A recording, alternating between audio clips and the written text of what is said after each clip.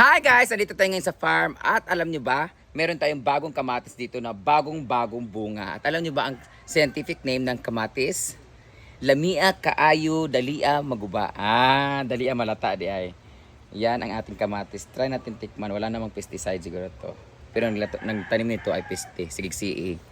Bago pag sahod na, CE na po. Sinina nga pala guys. Tikman natin ang kamatis kung masarap pa siya.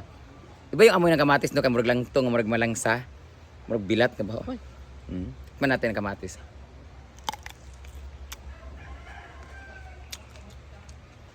Alam mo sa prutas.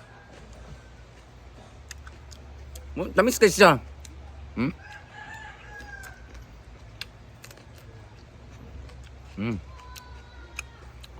Gusto ko magpasalamat kay Nina sa pagtanim ng kamatis. Dahil sa kamatis na to, nagkaroon ako ng reels. Bye. Guys, dahil patuloy na nga ang aming pagdadayet dito, kakatusok namin ng something. Meron kami tinitusok sa amin na usong-uso ngayon na kung saan nagpapalose weight talaga sa amin kasi wala kaming ganang kumain. At the same time, hindi siya nakakabangag, wala siyang side effect, kundi hindi ka lang talaga nagkikrave ng pagkain na pag kumakain ka, sobrang dami ka kumain, lalo na kami lahat dito. So pag kumakain kami dito, kain lang pero hindi yung busog na busog at maraming nakakain. So medyo nag-lose weight kami. Ako from 78 to 77, nasa 69 na ako ngayon. Pero din mahalata masyado pero nagla-lightweight na. So itlog-itlog na lang, tapos konting-konting kain, ganyan-ganyan. Pag masarap yung ulam namin, kakain lang kami konti kasi parang masusuka kasi sobrang dami. Yun ko nawala yung appetite. Nagutom ka pa rin naman pero hindi lang ganun kasarap yung cravings ko sa pagkain. Ang kinakain na lang namin ngayon ay utan. Kung wala namang utan, utin, ganun. So ngayon, utan-utan muna tayo kasi ang daming bunga ng aming mga gulay. Ang sitaw ay patubo na rin siya. Ngayon, okra, ang daming bunga ng kamatis. So ngayon magtutorta kami ng talong. Ayan, talong kagabi, talong na naman ngayon. Kagabi ay adobong talong, ngayon naman ay tortang talong. Kagabi is kay adobong talong. Adobong salawan masita. Maglibo ko asang talong para sa mong buhok color. Kasi naipatulan din dyan ako kaya sa baon niya. Like okra. Eto na, welcome to Cubs Amazing Story! Dito lang pala, hindi pala marami. Dito na tayo sa ating pag-harvest. Kukuha pala ako ngayon ng kamatis. Kaya magkakain na. Ayan na si Britney. Yung sili namin kinukuha, labis sa hoy, ayun na pagkuha ang sili pa, ginaw.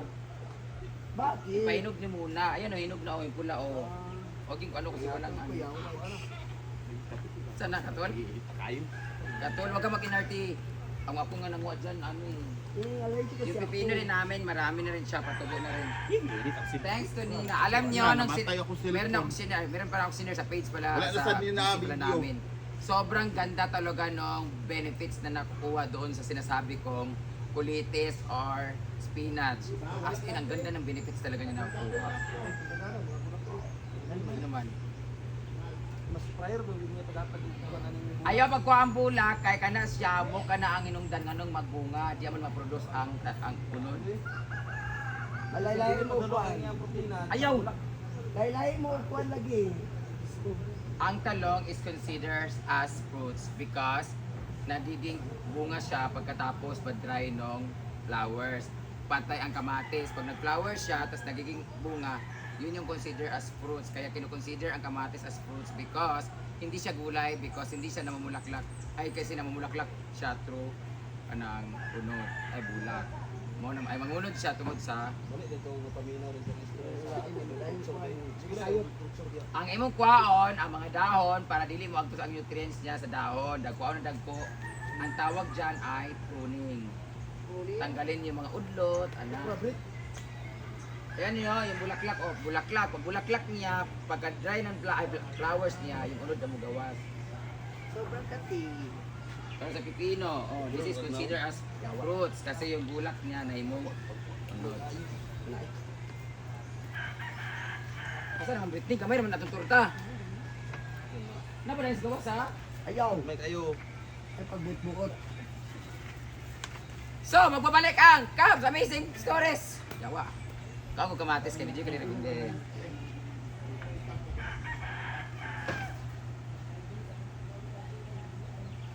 dito tayo ngayon sa farm at alam niyo ba, meron tayong bagong kamatis dito na bagong-bagong bunga. At alam niyo ba ang scientific name ng kamatis?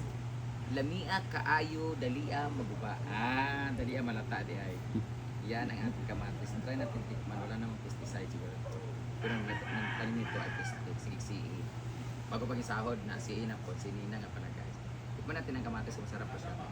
Diba yung amoy ng kamatis doon? Kamurag lang itong, murag malangsa. Murag bilat. Tikman natin ang kamatis.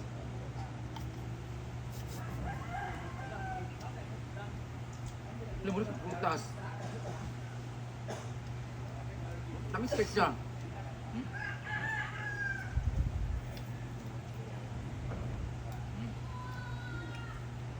Gusto ko magpasalamat kay Nina sa pagtanim ng kamatis dahil sa kamatis na ito nagkaroon ako ng release. Bye. So these are the veggies that we got from our garden. Fresh na talong. Di ko gananan nga talong kay gagmay kaayo. Tagpo pa itong nakaon na gabi. Tapos, meron tayong okra with love. Ay, lagi tubig. Isa man yung suka. Yung suka? May suka. Pero may ganun. Gagmay kaayo. Dahil kami dito guys, puro kami itlog. Rice with matching langaw, walang langaw. Yan gilangaw karon. Sabi ni Jig Jag, pag tigmangga daw, tiglangaw daw talaga. Harvest sa kuwan. Pae, Kanang poultry. apit. Oo. Nadagan magalang layo mo kita. Oh, kay ilan man ang kanang mo ng dugok ng langaw. Ilan na ng isprehan para magbulaag. Ah, para maglaag ba? Hindi, ano man karon magpunta para magbayan. Ang Yung friend ko sa Liverpool. kaam na ta.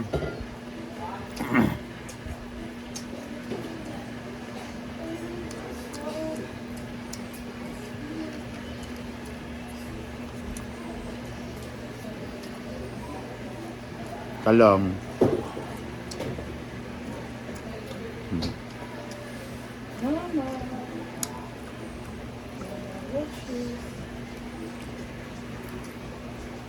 Bulad.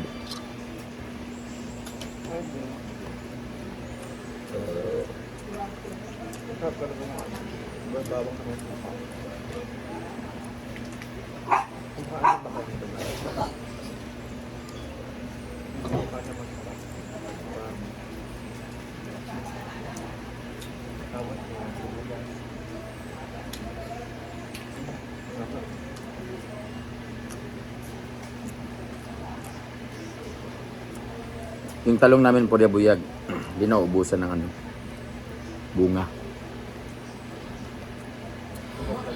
Pati okra.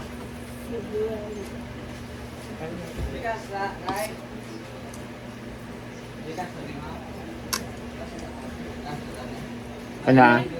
God, A.R. John. Amaryan! Wala. Ay, basta. Bayad na. Magkano? Nang hindi pa na akong person na bayad na ako. Ah, tinataman ako mag-pickleball. Bayad na daw.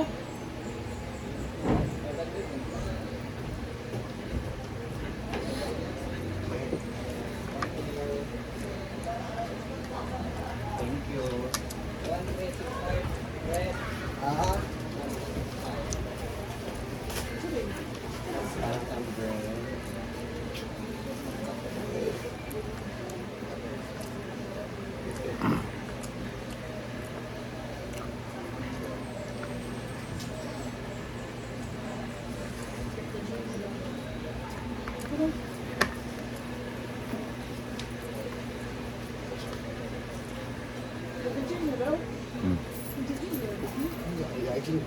Order.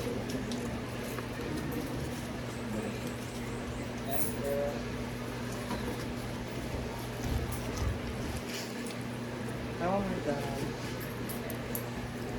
Ang dami nagsasabi kung bakit napaka-energetic ko daw at ang sipag-sipag ko at parang hindi ako nauubusan ng energy. Ito ang sikreto ko. Kahit anong pagod ko, kahit magkaubo ako, magkasakit ako, madali akong gumaling dahil may iniinom ako na malakas na pang-boost sa aking energy, ang Neo Alkaline C.